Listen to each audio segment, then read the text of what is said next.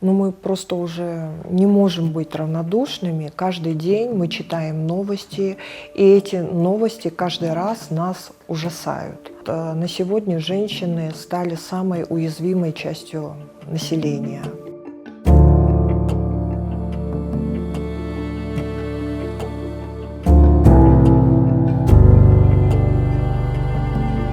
Абсолютно все собранные средства пойдут на операцию и восстановление здоровья Асель. Мы все, наша инициативная группа, да, мы являемся волонтерами. Мы это делаем по зову души.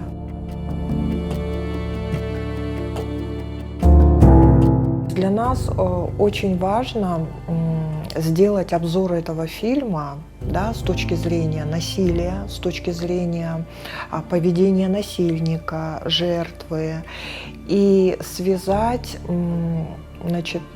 сюжет этого фильма с проблемой насилия в Кыргызстане. Насилие в нашей стране, да и вообще по Центральной Азии, по миру, его сейчас достаточно много.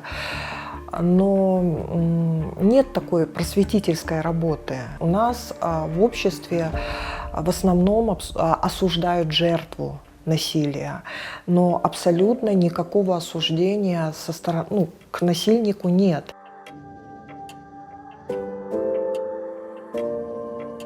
Мы очень обеспокоены тем, что происходит в целом в нашей стране, в целом по всему миру. И мы очень хотим помочь жертвам насилия.